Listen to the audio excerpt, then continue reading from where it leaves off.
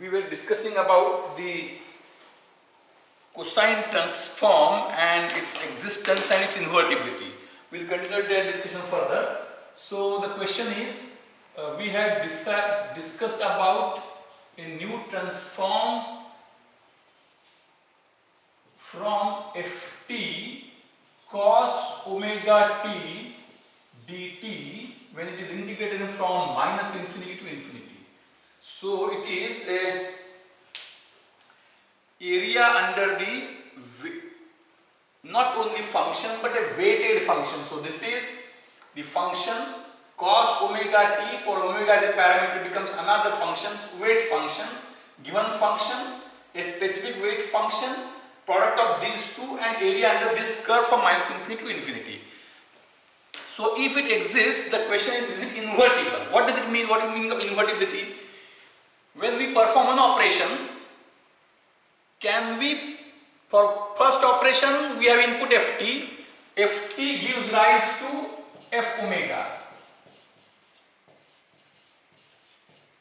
It's unique, so we will get some value if it exists. Suppose if it exists, then the question is whether this f omega, from f omega, can we get back this ft. I will give a simple example.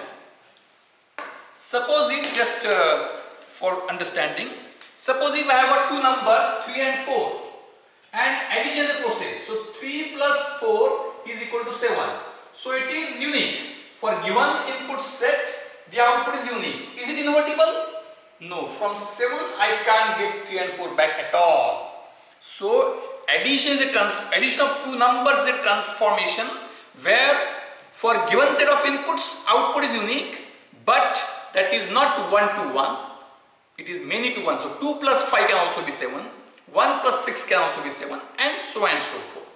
So it is not invertible. The next, suppose if I am having another operation.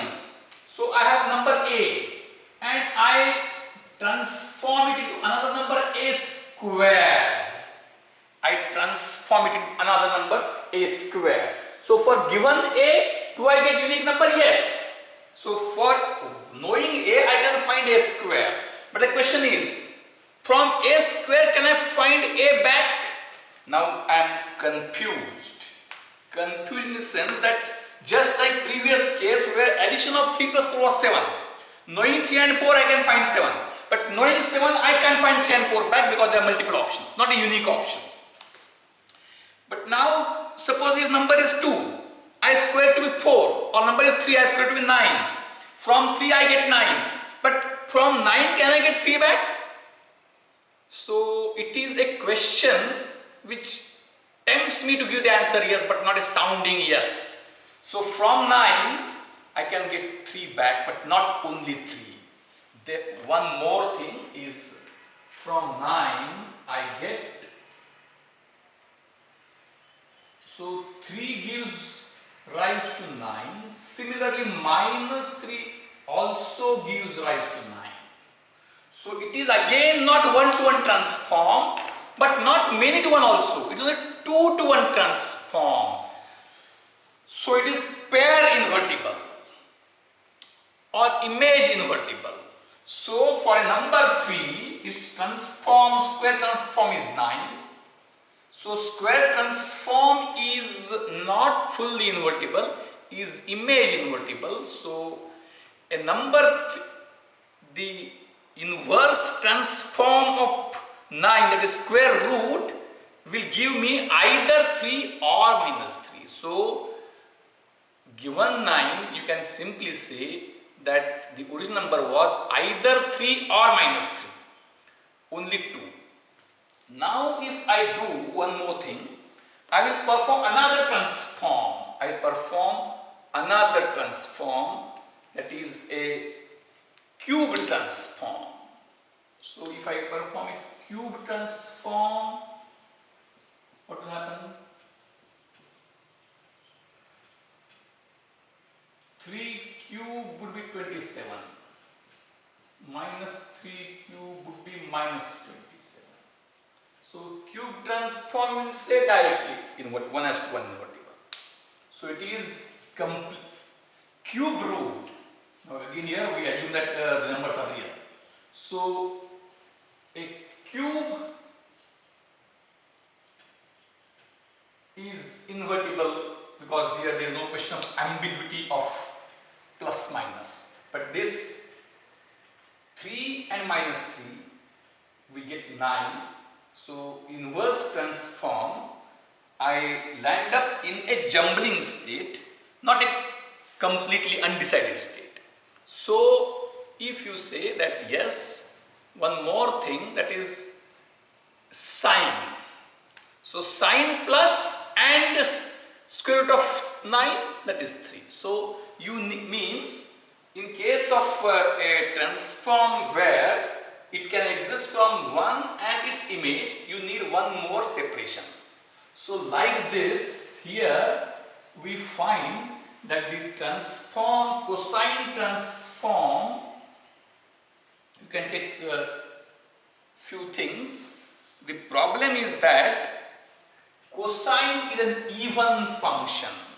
So cos of minus x is cos x. Therefore, if I take one function that is like this and other function, this is e raised to minus t ut. This e raised to minus t ut, and this is e raised to t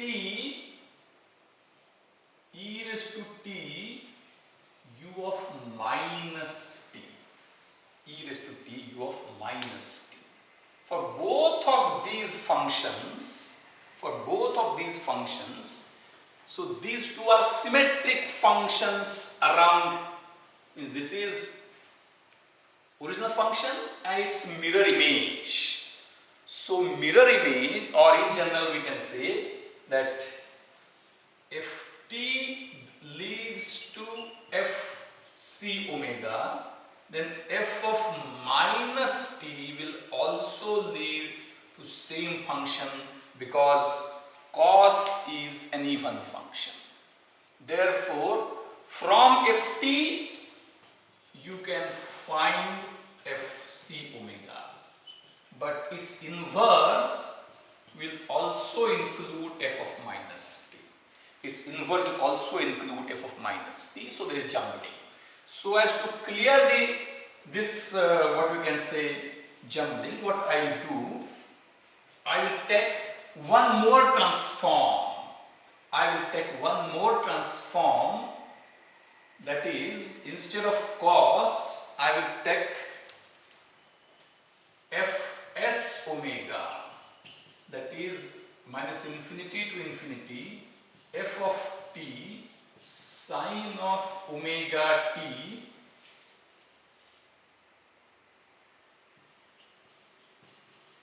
dt, sine of omega t dt.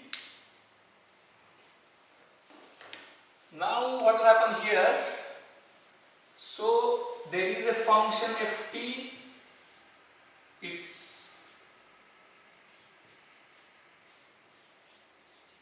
cosine transform if f c omega and its sine transform is fs omega. Now if I know both, in that case, now for the sine transform, is it unique? So from ft I can find its sine transform, but sine function is odd function. Odd function means sine of minus t is minus sine t. So if I have one function like this and other function like this, then these are anti-symmetric. So for this function I will get some sine transform, and for this function I will get same sine transform. So minus of f of minus t will also give me, so both of these will give me same transform. So sine transform and cosine transform are image invertible. We will just continue in 5 minutes. Thank you.